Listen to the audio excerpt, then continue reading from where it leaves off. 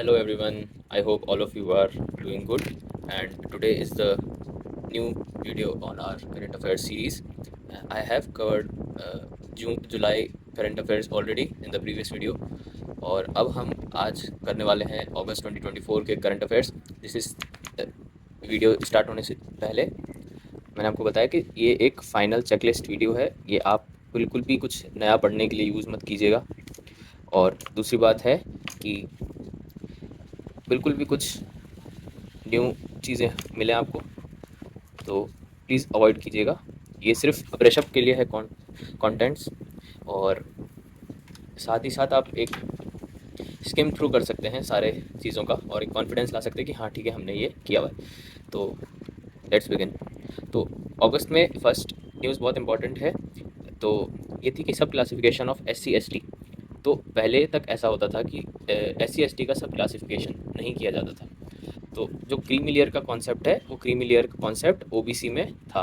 Creamy layer OBC के लिए थी, लेकिन अब सुप्रीम कोर्ट का जजमेंट आया DY चंद्रचूड़ जी का कि स्टेट्स को है जो सब क्लासीफाई कर सकती है SC ST कैटेगरी। अब यहीं पे इंपॉर्टेंट हो जाता है article 341 of the Indian constitution. आप प्लीज़ पॉज करके एक बार देख लीजिएगा, बहुत कंटेक्स्ट में है अभी। अब 341 के अंदर प्रेसिडेंट जो है वो नोटिफाई करता है, ठीक है। तो प्रेसिडेंट नोटिफाई करता है लिस्ट। अब parliament can amend, add, delete, modify SC list, ठीक है। तो यहाँ पे बहुत सारे ऑप्शंस में कंफ्यूज कर सकते हैं कि गवर्नर करता है ये, या फिर स्टेट लेजिस्लेचर करती है, या फिर लोकसभा अलोन करती है, या राज्यसभा अलोन करती है, या फिर प्रेसिडेंट करता है। तो ये कौन करता है? पार्लियामेंट करता है। Parliament can amend, add, delete, modify supreme court list. Now अब आती है नेक्स्ट न्यूज़ निपुण की। तो निपुण जो है वो एक एजुकेशन से रिलेटेड है हमारा प्रोग्राम। तो ठीक है, निपुण में है कि रीडिंग और लिटरेसी के ऊपर है। तो इसके जो टारगेट्स हैं वो 2026-2027 तक है। बहुत छोटी न्यूज़ है। नेक्स्ट न्यूज़ है एडॉप्शन गाइडलाइंस की। तो एडॉप्शन गाइडलाइंस से पहले आपको पता होना चाहिए कि इंडिया में कौन सी एजेंसी है जो रेगुलेट करती है एडॉप्शन को। तो आई होप आप सबको पता होगा, इसका नाम है कारा। और अब जो चेंज हुए हैं रूल्स, वो ये कहते हैं कि unmarried, widowed, divorced, legally separated, ये सब भी अडॉप्ट कर सकते हैं। बस छोटी सी चीज़ है, अगर बाई चांस क्वेश्चन आता है एडॉप्शन के ऊपर तो ये आप देख सकते हैं। अगली न्यूज़ है क्लीन प्लांट प्रोग्राम। तो क्लीन प्लांट प्रोग्राम है, ये किसका है?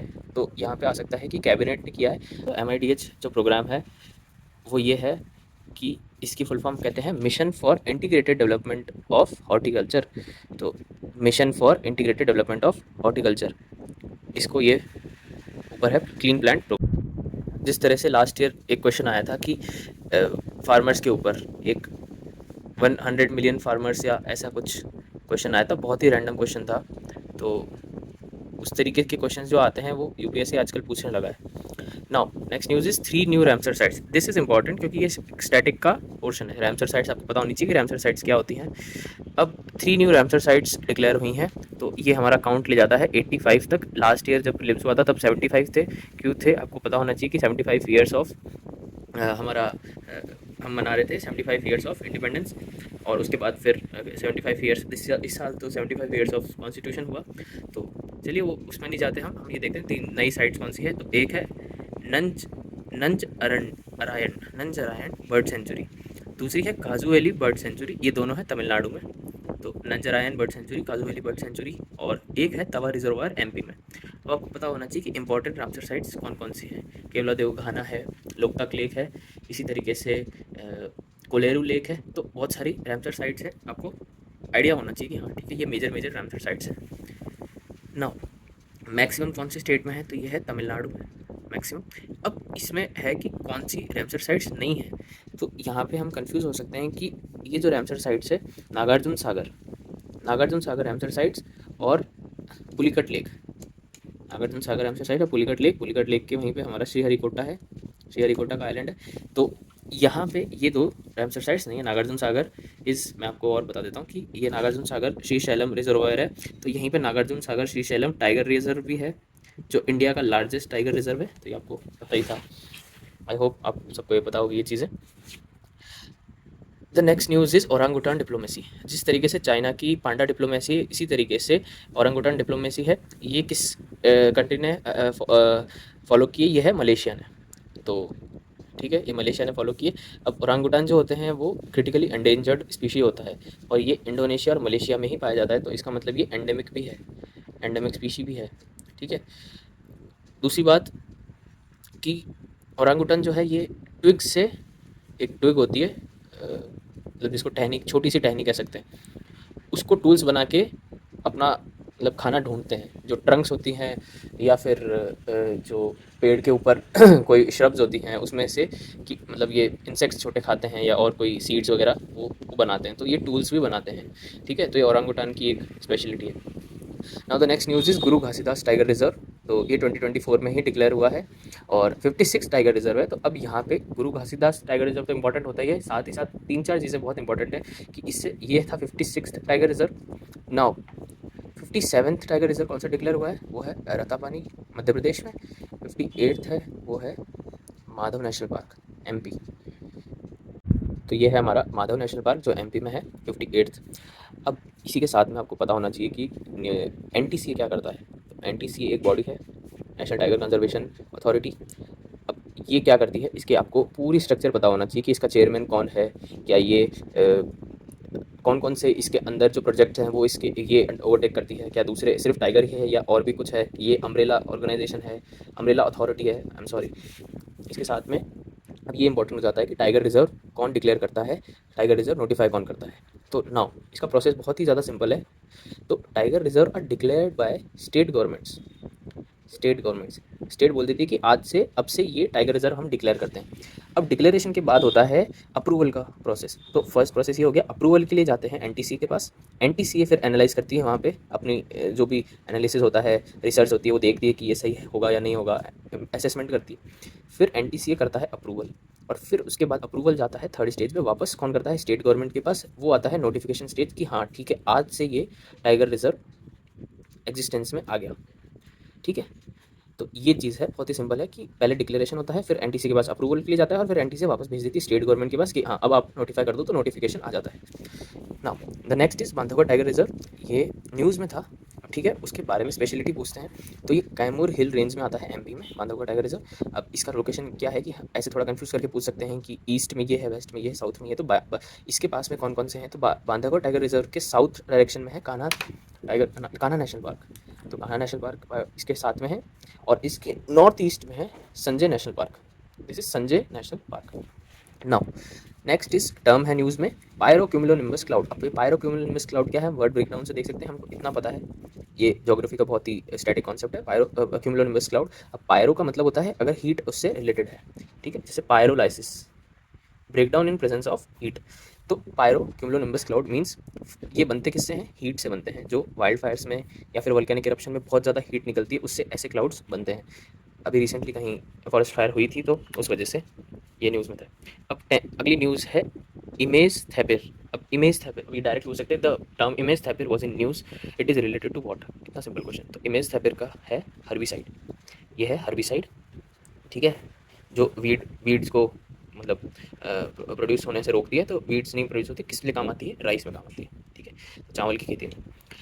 अगली एक्सरसाइज है हमारी मिलिट्री एक्सरसाइज तरंग शक्ति, 2024 में हुई है। इंडियन एयरफोर्स की फर्स्ट मल्टीनेशनल एयर एक्सरसाइज। आपको पता है कि आजकल डिफेंस न्यूज़ कितनी कितनी ज़्यादा इंपॉर्टेंट हो रही है, तो इस वजह से ये न्यूज़ बहुत ज़्यादा रेलेवेंट हो जाती है। तो इंडियन एयरफोर्स की फर्स्ट मल्टीनेशनल एयर एक्सरसाइज हुई थी तरंग शक्ति। इसमें जापान ने पार्टिसिपेट किया है और फर्स्ट टाइम जापानीज़ जेट्स आए हैं इंडिया में, जापानीज़ जेट्स आए हैं इंडिया में, ठीक है। कहाँ हुई थी ये, जोधपुर में हुई थी। नेक्स्ट न्यूज़ इस कैलिफोर्नियम, ये पाया गया है हमारा बिहार में। कैलिफोर्नियम एक रेडियो एक्टिव मेटल होता है, पर ये कैसा मेटल होता है, ये सिंथेटिक मेटल होता है, ये नेचुरली फाउंड नहीं होता, इसको बनाया गया है। तो रेडियो एक्टिव मेटल है, क्या नाम है, कैलिफोर्नियम, पाया कहाँ गया है, बिहार में। Next is BPALM। BPALM क्या है कि ड्रग रेजिस्टेंस टीबी की एक दवाई आई है। तो ड्रग रेजिस्टेंट टीबी का क्या मतलब होता है, ये आपको सोचना है बैठ के, वर्ड ब्रेकडाउन करोगे तो आपको अपने आप समझ आ जाएगा। ऐसी टीबी जो किसी ड्रग देने के बाद भी रेजिस्ट करती है उसको ठीक होने में, ठीक है। तो बहुत ही सिंपल चीज़ है ड्रग रेजिस्टेंट टीबी। अब BPALM एक ड्रग है, उस किसके लिए काम आता है, ड्रग रेजिस्टेंट टीबी को क्योर करने के लिए, ठीक है। फटाफट हम आगे चलते हैं। तो अगली न्यूज़ आती है हमारे पास में SSLV की। Small satellite launch vehicle. अब स्मॉल सैटेलाइट लॉन्च व्हीकल की फटाफट जानकारी इस क्यों है न्यूज़ में। इसरो ने EOS-08 और SR-0 लॉन्च किया है। EOS-08 का मतलब अर्थ ऑब्जर्वेशन सैटेलाइट किया है। अब अर्थ ऑब्जर्वेशन सैटेलाइट का यूज़ क्या होता है आपको पता होना चाहिए कि मॉनिटरिंग के लिए काम आता है, रिसर्च के लिए काम आता है, बहुत ही डीप स्टडीज़ के लिए काम आता है, ओवरऑल कम्युनिकेशन के लिए काम नहीं आता ये, ठीक है। तो अर्थ ऑब्जर्वेशन सैटेलाइट का ये यूज़ है। अब कौन सी ऑर्बिट में जाता है ये, तो आपको पता होना चाहिए ये LEO में जाता है। बहुत ही बेसिक टर्म्स है।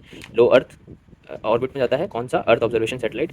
क्या स्टेजेस होती हैं इसकी, तीनों स्टेज क्या होती हैं, सॉलिड स्टेजेस होती हैं। तो 3 स्टेजेस हैं और सॉलिड स्टेजेस है, SSLV, ISRO, EOS, earth observation satellite.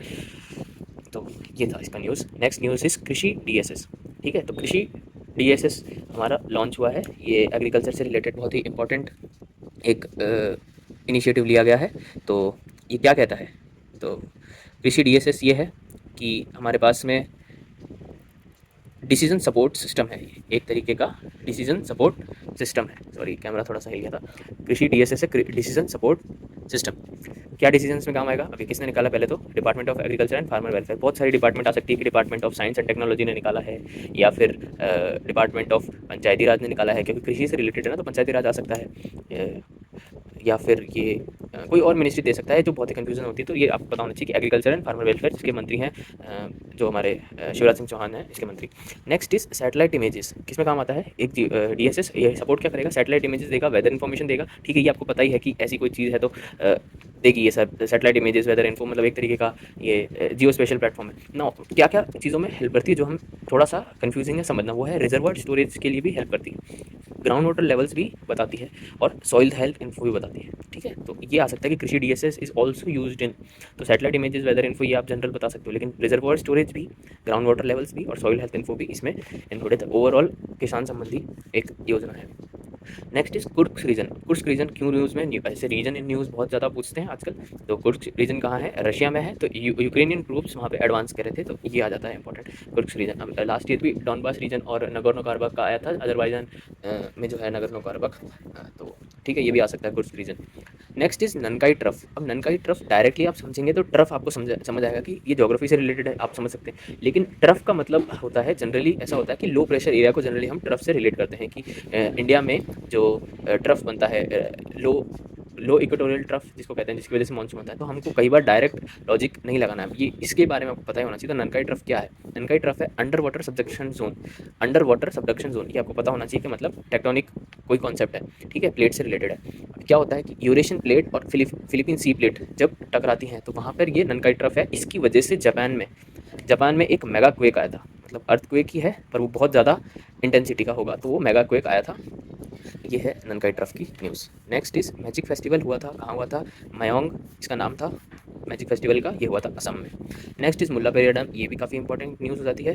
मुल्ला पेरियार डैम, तो मुल्ला पेरियार डैम कहाँ है, ये बहुत फेमस डैम है इंडिया का। क्यों फेमस है, situated in Kerala but ownership और ऑपरेशन तमिलनाडु में, इसलिए दोनों स्टेट्स के बीच में कॉन्फ्लिक्ट रहेगा। आपको पता है कि पानी के बीच में ऑलरेडी चल रहा है कावेरी रिवर वाटर डिस्प्यूट की वजह से, बहुत साल हो गए। अब मुल्ला पेरियार डैम से रिलेटेड न्यूज़ की कॉन्सेप्ट की, पेरियार टाइगर रिजर्व कहाँ पर है, तो पेरियार रिवर के ऊपर है, मुल्ला पेरियार डैम के बहुत नज़दीक है ये Periyar tiger reserve. Next west और ईस्ट फ्लोइंग है पेरियार रिवर, वेस्ट है या ईस्ट रिवर, ये आप देखिए मैप में। Next news is mpox. अब मंकी पॉक्स हर महीने न्यूज़ में है, क्यों, क्योंकि WHO ने ग्लोबल हेल्थ इमरजेंसी इस डिजीज़ को दे दी है। क्यों, एमपॉक्स क्या है, अब एमपॉक्स है मंकी पॉक्स, पहले बोलते थे वायरल इन्फेक्शन है, ठीक है, जूनोटिक डिजीज़ है, मतलब एनिमल टू ह्यूमन आ सकती है। अब इसमें एमपॉक्स में क्लैड 1 जो है, इसका 2 क्लैड्स हैं, clad 1 is more dangerous than clad, ठीक है। तो ये है एमपॉक्स का। अब एमपॉक्स जो है वो only smallpox vaccine was given as countermeasure, इसके लिए कोई अलग से वैक्सीन नहीं बनी है एमपॉक्स में। एमपॉक्स मंकी पॉक्स में वही वैक्सीन दी जाती है जो हम स्मॉल पॉक्स में यूज़ करते हैं, और वो क्या यूज़ करते हैं, वो है जाइनियोस, JYNNEOS। तो ये काउंटर मेजर के लिए, इसके लिए स्मॉल पॉक्स की वैक्सीन रहती है, इसके लिए डेडिकेटेड वैक्सीन अभी तक नहीं डेवलप हुई है, ठीक है। तो हम लास्ट सेक्शन तक आ जाते हैं। तो 3 न्यूज़ और बाकी है हमारी। डिजीज़ है न्यूज़ में जिसका नाम है सिलिकोसिस। अब सिलिकोसिस से हम वर्ड ब्रेकडाउन से देख सकते हैं कि सिलिकोसिस का मतलब क्या है, सिलिकॉन से होगा। तो सिलिका डस्ट क्रिस्टल्स हैं, उसकी वजह से ये होता है। ये एक तरीके की रेस्पिरेटरी डिजीज़ है, जो माइन में वर्कर्स काम करते हैं, लेबरर्स होते हैं, उनको बहुत ज़्यादा ये होता है, कंस्ट्रक्शन माइनिंग इंडस्ट्री, तो उस वजह से ये सिलिकोसिस होता है, एक तरह की रेस्पिरेटरी डिजीज़ है, ठीक है। तो ये next is Gadgil committee western Ghats. अब गाडगिल कमेटी वेस्टर्न घाट्स बहुत न्यूज़ में थी 1-2 महीने, क्यों, क्योंकि जो वायनाड डिजास्टर हुआ था बहुत ही बुरा हुआ उन सब के साथ में, जो भी लोग इसमें अपनी लाइफ्स गई जिसमें। तो वायनाड जो लैंडस्लाइड हुई थी इस वजह से न्यूज़ में है। क्यों? क्योंकि गडगिल कमेटी थी। अब गडगिल कमेटी जब फॉर्म हुई तो उन्होंने कहा था कि इको सेंसिटिव जोन्स का इलाका 64% ऑफ वेस्टर्न घाट्स होना चाहिए। अब 64% ऑफ वेस्टर्न घाट्स हुआ, लेकिन ड्यू टू बिजनेस एम्बिशंस और बाकी सब डेवलपमेंट पर्पज़ की वजह से वो 64% इसका इनका अप्रूवल नहीं हो पाया। ठीक है, तो ये जब नहीं हुई थी तो इसके बाद में ये अप्रूवल ना होने के बाद कौन सी कमेटी हुई थी ये आपको बताना है। इसका नाम था कस्तूरी रंगन कमेटी।